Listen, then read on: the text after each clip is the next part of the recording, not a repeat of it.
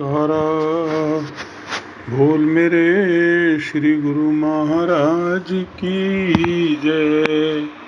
बोलो सच्चे दरबार की जय। बोलो मेरे नंगली निवासी भगवान की जय। बोलिए दयालु परम दयाल जी महाराज की जय। परम आदरणीय संत महापुरुष एवं मेरे सतगुरुदेव भगवान जी की परम प्यारी संगत, आज हम आध्यात्मिक जगत के सम्राट दादा गुरुदेव स्वामी अद्वैतानंद जी महाराज परमहंस जी के जीवन के विषय में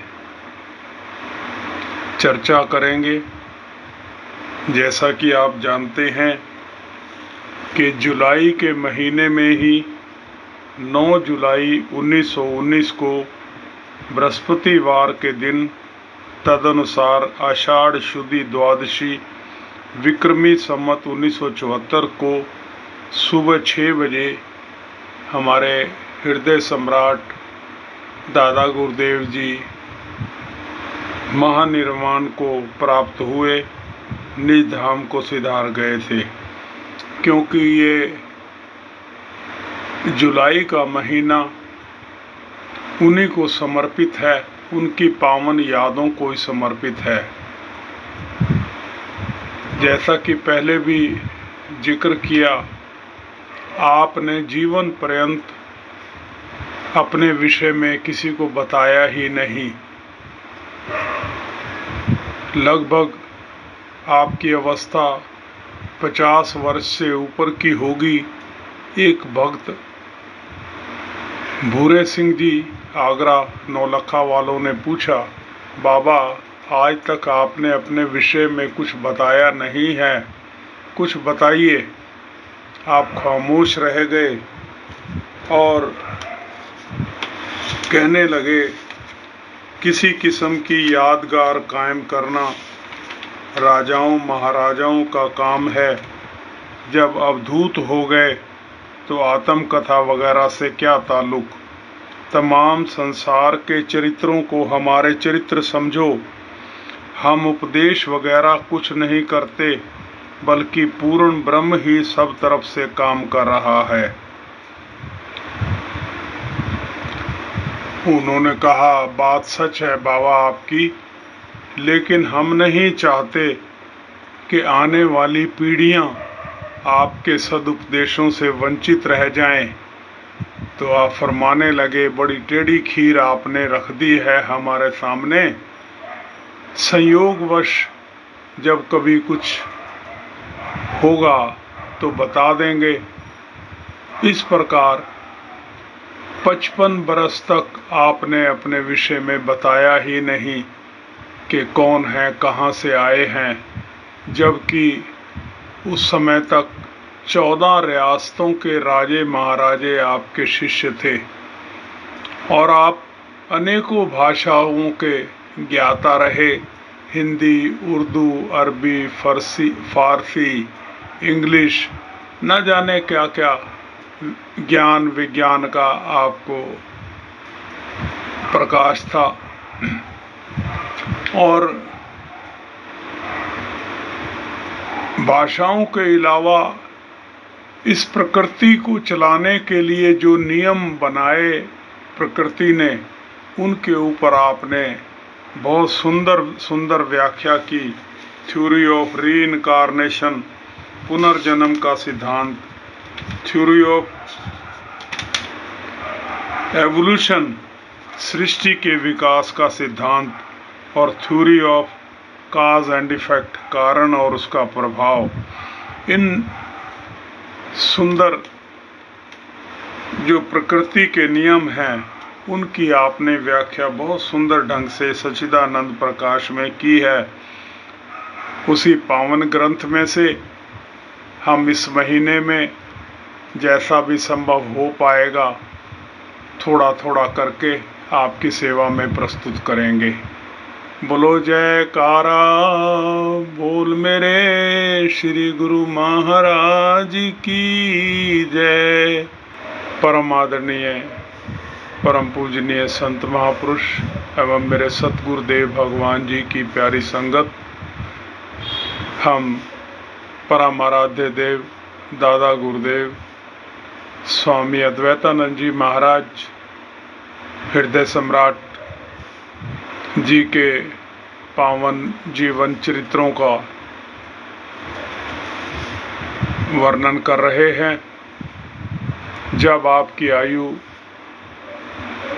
17 वर्ष की करीब थी और आपके दत्तक माता का भी देहांत हो गया, सभी ओर से निवृत्त होकर आपने जंगलों की राह ली और भ्रमण करते हुए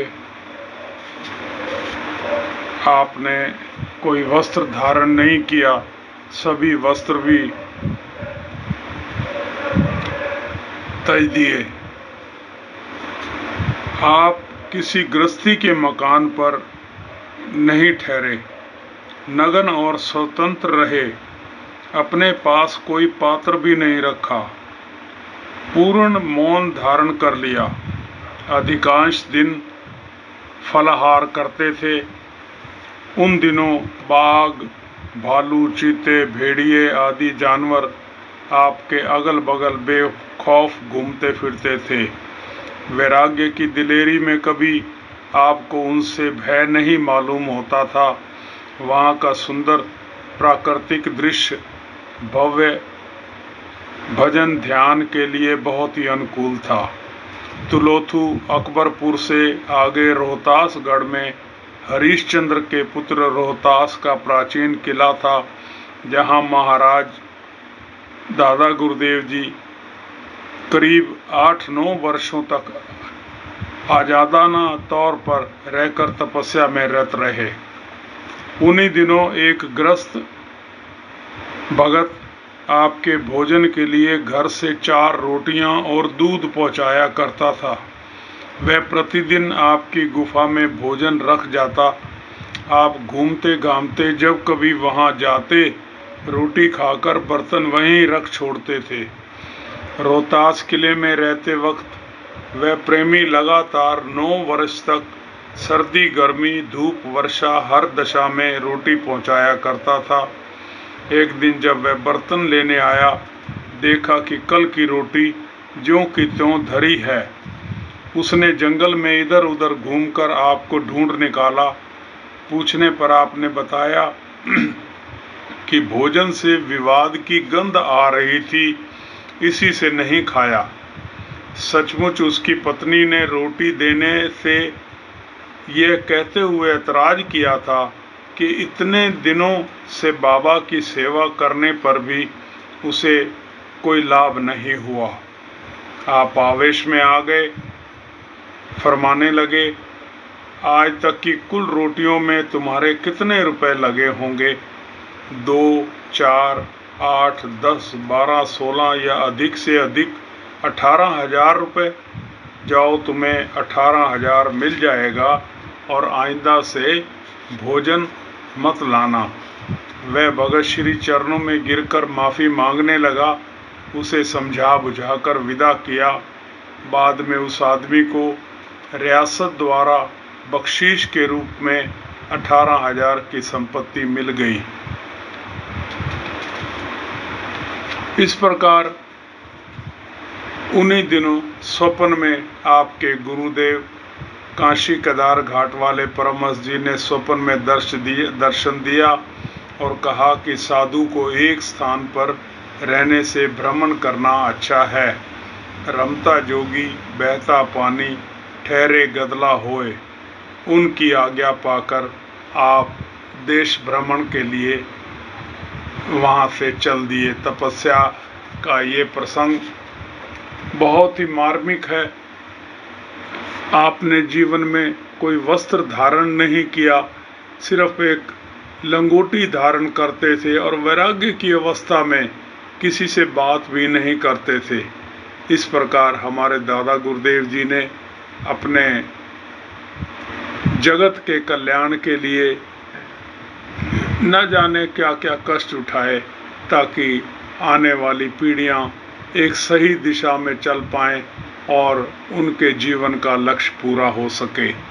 बोलो जयकारा बोल मेरे श्री गुरु महाराज की जय।